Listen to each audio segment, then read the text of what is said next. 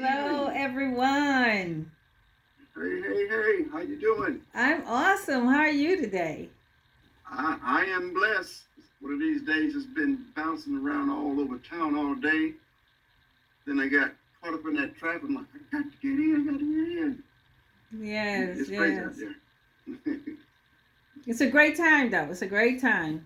Yes, but it's always a great time to be alive.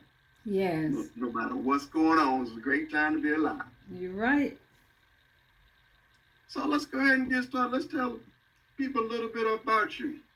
Well, I am Lady Terri B. Jones, and I've been in technology for 38 years now. And the thing that I love of, to do is to tap into my God given creativity. And that's what I want to share with you all tonight. How to leave a legacy using your creativity to generate wealth and to pass down not only natural things to your family members but spiritual, okay, because the spiritual foundation is what's going to help your family members to make those good and wise decisions. Right. Okay, you said 38 years. Yes. Can you tell a little bit about your background? Because you said tech. You know, a lot of times we don't really associate women with tech. You're right. Actually, when I got in technology, it was all men, and not just men, it was white men on top of that. Mm-hmm. Okay.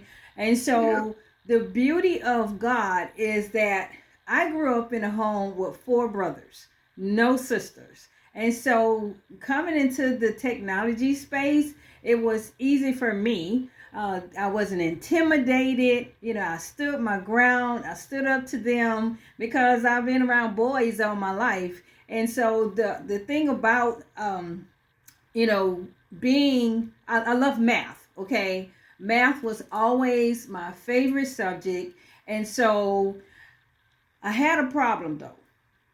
I had a problem. Okay, my handwriting was so terrible that my teacher would not accept my homework handwritten anymore. Okay, and I'm in middle school, and I didn't really care for English anyway. Okay, and so I'm trying to get it done, right? But you put me in the Right. math class, I'm good. Algebra 1, algebra 2, trig, geometry, all of those things, right? I love them, and so, but it was all about what God has put me on this earth to do, my purpose, like you said. And so, because of me not being able to handwrite my homework, I had to learn how to type. So, for the first time, my job at 14 years old in the summer, you know how kids got to get that summer job, right? We so excited Right. we can work. Well, my first job was a secretary because I knew how to type. Now, a lot of people are like, what is a secretary, right? We don't have administrative assistant now, I believe they call them. There's so many other names that they're called. But basically, I knew how to type well enough to get a job, okay? Right. And because of me knowing how to type, of course, we had to turn in term papers back then, and other kids they paid me to type up their term papers. And then because all of us working, that means what? You have to pay taxes, right? And so when it came income tax time, I'm the math person, right? Everybody paid me, to do their Wow. income taxes. And then I used to tutor algebra. So actually, as a teenager, I had six streams of income as a Oh wow. teenager That's crazy. using my God given creativity because of a problem that I had. And so when people have problems, it is really to position them for their purpose. Mm-hmm. I 100% agree. Yes, Your purpose is here to solve a problem. to solve a problem. And so a lot of people, when they have problems, they get frustrated. They start talking negative, and instead of getting, which is one of the things that I have a 7-layer recipe. I'm from New Orleans, so we love what to cook. They have fun and food, right? And so Okay. the first one of the things in my 7-layer recipe is for you to have use the power of a pen and paper. Write down Power those pen and paper. yes, write down those creative ideas that come into your head in line with that problem. Because when we have problems, what do? When we go to bed, we thinking about it, whether we're trying to figure out why this happening to me. You know what I'm saying? Why me? Why I got this situation going on? Because God knows you are the answer to that problem. You have what it takes, and that's what we need to do to tap in to the power of our source so that God can show you the reason why you were the one, that was chosen to do this exact thing. Okay? Just like Moses, he was chosen to lead the people to the promised land, right? And of course, there's a whole lot of stuff went on with him in that process, but he was the man. Same thing with you. You are it. Okay? That problem, no longer are you going to look at that problem anymore, as some kind of interference, in your life and what you got going on, because God wants you on his path. Okay? And so how you do that? You get that pen and paper, and God's going to wake you up somewhere during the night. Guarantee you, somewhere 2, 3, 4 o'clock. It's not for you to get up, to go get something to drink or eat or take a lap to the bathroom. God wants you, to get the instructions He's gonna download to you for that problem. Because guess what? Not only do you have that problem, she has that problem, he has that problem, and you're going to be the one to solve it. Amen. So as you're saying, you see a problem, instead of running from the problem, you need to run to the problem. That's right. And I know there's another fact too. People pay well for problem solving. You got it right. You got it right. Yeah, and by me being in the technology space, can I say I was initially going to get in. I wanted to teach math because that's my thing. I love teaching, and but when I found out that teachers didn't get paid that much money, I switched over my career to computer science, and so I got into computer science before Steve Jobs was a thing. People, and so basically I learned Fortran. I know people are like, what is Fortran? It was like a programming language, Pascal. Then I moved up to, COBOL, C plus, all of that. I know y'all probably like, what in the world is she talking about? It's all good. I know what you're talking about. And funny, it's in the news right now where they're saying that young people are digging around in the government systems and they're coming across some of these programs that you were talking about, and they have no clue what they are. Right. That's us old schoolers, the baby boomers. Yeah, it is crazy. So you said computer science again, like, so you're saying, so you were one of few women in those fields at that time. That's right. That's right. And I'm telling you, I because I'm great at teaching something, that meant I knew how to learn how to use the tool, right? And so at a juncture in my role at the job that I was at, my manager is like, you know what? You have learned this system so well to where I want you to connect with the developer. You have like the developer of the product, and then basically I was the one that he was using to train people. So he said, what I want you to do, I want you to stay late and connect with this person so that he can show you the more behind the scenes things that's done. Okay. And so that he wouldn't be the only person with this knowledge. We want a backup person. I would stay behind, and I'm like, okay, you got anything to show me? Oh, I don't have anything. I stay another time. Oh no, I don't have anything. I stayed another time. I went to my manager. I said, hey, look, I am not going to waste my time, staying here behind. And this guy does not want to give me this information. You see what I'm saying? And so that was what I mean. I had to deal with that kind of thing, being in a male dominated and white. environment, and so that's but like I say, 38 years later, I'm still at it. Of course, there's been a lot of changes. You have blacks in high positions and stuff now, so directors and CEOs and presidents. So we've come a long way. So the question, so all that hard work, so you telling me it wasn't just given to you? Oh no. Oh no, no. That's what I'm telling you. I stayed behind because even when you get a role in a job, and of course, you kind of have an idea of what you're supposed to be doing, but it's different when you're in the role and have to actually, use the skills and some of the things that are used in a computer in a setting, like a technology setting. You don't learn those things in college. Okay, some of the things are like on the job, like JCL. Like, they don't teach you JCL. That's job control language. And so there's some other things that go into the pie. Okay, it's a big pie, but it's different pieces to the pie or the puzzle. And so, here again, I'm asking people, hey, show me this here, how to do, this here.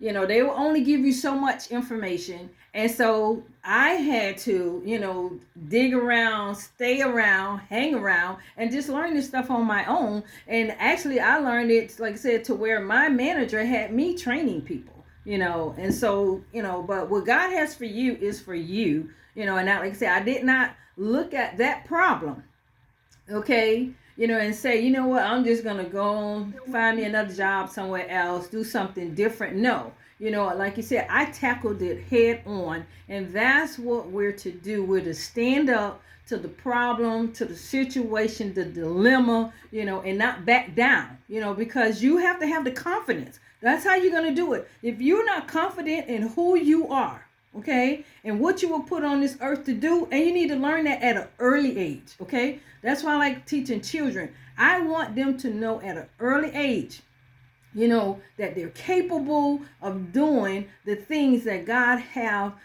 empowered them to do, and that they stand, against any negativity that may come against them to try to make them think different about themselves. If you great in something, it's their problem that they're jealous of you, they're envious of you. That's their problem, not yours. Okay. Just want you said you deal with children. Oh yes. What would be a suggestion, something that you would teach a child to, like I said, like what you're saying, you need to face your problems head on, because as I go through our city, as I go through downtown, I see a lot of homeless people. A lot of them, they got all different stories, the different reasons why they end up homeless. But I really truly believe if a lot of those homeless knew what their purpose was, a lot of them probably wouldn't be there. So I think some people, when they face that problem, instead of facing it head on, they try to find pleasure, something to cover it up, try to hide or get away from the problem. So I think a lot of times when people start abusing pleasure, that prevents them from their purpose. So what would you tell a child that, like, you're training the child up, and then they run into some problems, and you can see if they get past this problem, they're going to reach their purpose. But what are some tips that you would give children in that situation? Well, what works for me is repetition. Okay, anything that you continue to do, it becomes a habit. Okay, it becomes a part of you. And so the thing that what we did back in the day, right? When we were learning something, we had to write it down 25 times. You know what I'm saying? And that's Yeah. it. All goes back to the power of a pen and paper. We're a technology driven society, and I'm all about tech. Trust me, I am in it. If it's happening, I know about it when it comes to technology. But I guarantee you, I have pen and paper. I got pads all over my house. I still use pen and paper, okay? Because we only remember 10% of what we hear. And so when it comes to children, to me, is we lay that foundation early, put those disciplines in them at an early age when they are acceptable to them. Because once they start getting to the next level age wise, well, they think they know everything. They don't want to, take wise, counsel. That the seed has already been planted. Okay, and so you can get in a space and a place to where you feeling defeated, but you have to, if you can just go back and look at, man, I wrote down, I want to be a firefighter. I want to be, a nurse. You got this stuff, and that's what I do. I have these children. I have a curriculum that I created called "Can I Have Some Money, Mama?" And with that curriculum, I teach the children about budgeting, saving, uh, uh, uh, career pathing based on the career that they want to pursue, and entrepreneurship. And with the entrepreneurship portion of it, they actually have to solve a problem. They have to create a product that solves a problem, and then they have to stand before the church and pitch their product and tell who the target audience is, why that audience wants that product or service, and then at the end they actually get to sell that product or service. And so I've been adding to that. So that's a 4 module course that I teach every October, which I want to start, branching out to other groups of youth so that they can get this foundation. So, but I've added some other modules. So I took them online. Of course, they're online now. I showed them how to create promo products for the product that they created. They know how to make t-shirts, they know how to make mugs, those types of things.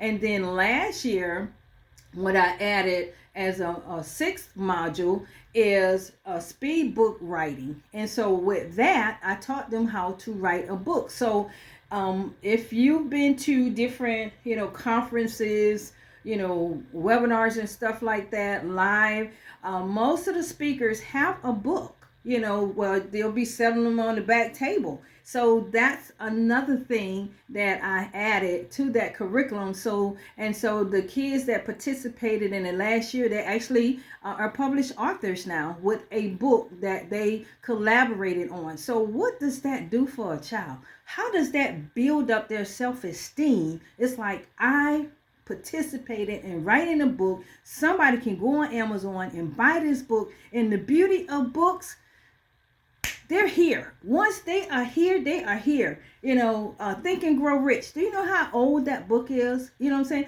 The Power of Positive Thinking. How old is that book? The writer is dead and gone. Betty Crocker recipe book. That lady is dead and gone. So that's what I'm talking about, legacy. Okay, using your God-given creativity to leave a legacy naturally and spiritually, because the foundation of everything is God, because everything comes from God, and we want to represent him on this earth as his children, and he is the one that we tap into, to be able to do all that we do. Mm-hmm. That is powerful. I don't want to say about the notebook. Mm-hmm. I got notebooks all over the place. They're all filled up. And then any piece of paper, when it hits me, I'm writing it down. That's so I got right. all these pieces of paper all around my wife. Like, look, just put it in a notebook. Put it in a notebook. But sometimes when it hits you, like, I need something. There like, you go. I'm telling you, I got the little notebooks that I keep in my purse. I got like several of them. Mm-hmm. Yeah, I got them all over, and I got them filled up to the rim too. Yeah. I got somebody trying to tell me I need to put a lot of this stuff, make it digital so I can have access to it, because I know I wrote some stuff down, and then you're trying to like, which notebook? I got like right. 2 notebooks. I don't know which one. Right. And that's what I actually have to do. Right. This here is when I have, how you have marketing type concepts or whatever that you want to implement and stuff like that, or something that you done picked up, then you have this one over here for whatever else you're working on. So yeah, I actually on the cover, I kind of like label them, and I buy like a purple, a green, orange, that type of thing. So yeah. I, I'm trying it. I got it. I got like a TikTok book and the Bible study book and the stock, but they still sometimes when it hits you, you just grab anything you can You find and have start to. You writing. have to because if you don't write it down right then, and then you try to remember, it's like what was that? Because I even use my phone to record. Like if I get, because sometimes. Like I said, I'm real creative. Like if I might think of a jingle or something, I'll just go ahead on and sing it like in my phone, just so I can have it. And Mm-hmm. so yeah, it's very important. Like while it's hot. Yeah, and I get those. I haven't had any lately, but I would have dreams. Yep. Yeah, sometimes you could be want to be lazy and like Yep. I'm gonna remember it in the morning. No, No, you gotta I have get that up. pen and paper right there by your bedside. For Well, real. I use the technology. I use my cell phone. Yep. So I grab my phone, go in the closet. So I won't disturb my wife. Yep. And I don't know why it doesn't work. Nobody said, "Okay, Google, open up my voice recorder." It don't do it. Now I got to search and try to I know, find a voice right? recorder and say it 3 times. I was so sleepy I didn't hit record. I had to tell it again. But but I know the power's like I believe if God gives you something, write it down. Even a lot of these dreams, I don't know what most of them mean. At least I got them recorded. I can go back to them and maybe I can get somebody to explain. I want to go back to the children again. I mean, I I just turned 54. And actually, I was talking to someone about finances today, Mm-hmm. and I've been saying this for the last, at least the last 6 months or so. I didn't learn this in school. Well, nobody taught me that. I never knew this, and I never knew that. Right. It's like, I feel like kind of a little bit helpless, like, Right. why didn't we learn this in school? I Right. think the only thing in finances I think that I can remember was learning how to fill out a check Oh yeah. Yeah. and balance a checkbook. Right. I think that was it. And I think that was really before credit cards. So credit wasn't Right. explained, That's right. saving or preparing. None of that was taught. And now all these years later, I do remember too. I don't know if this relate to what we're talking about. When I joined the Navy and was buying my first house, all these credit cards started flowing in, Yep. and I was applying for them and getting approved for them. I didn't know. Yeah, you got to pay this back. But I it's kind of know. like I was all walking on cloud nine because I had all this credit and I could buy whatever I wanted Right. until I got out the Navy and had to pay for all that That's stuff. right. Yeah. Every 30 days, depending on what card it was, it could be every 24 days. Because my husband and I, we actually we have an insurance agency, TJ and TJ Insurance Agency. So we've been teaching on finances for over 15 years now. We do workshops, money matters workshops, and we teach adults on their level about finances. And like you said, a lot of people do not know. And because my husband is more so in like the real estate space, he teach them how to buy cash, property, cash. I What need is that it? plan. Need that plan. Yeah, and yeah, how to buy certificates and just basically all of the real estate piece of it. Where you can Mm-hmm. purchase property and tax deed type properties and those types of things. That's the space that my husband is in. So he teach those things as well besides just your regular. And then of course we do talk about your streams of income for retirement. Okay. Mm-hmm. If you don't take advantage of 401k on your job, that's really a disservice to yourself, because most of the jobs that's offering the 401k, they're matching it, and maybe 1 2 3 whatever percentage, and it's money you're missing out on. So we teach on 401k, we teach on IULs, because IULs, not only does it have the death benefit already built in there, but you can actually use that money, while you're living. This is living money. If your child is going to college, you want to pay your house off, all those different type of things, you can actually use that and annuities. Okay, so those are the different things. If you get some big lump sum of money, say you retired from one place and you had some money there and you had to move it out, we teach how to get that money moved into a place so you won't be taxed on it and all that, those type of things. So finance, like I said, math, money, all that's been my space.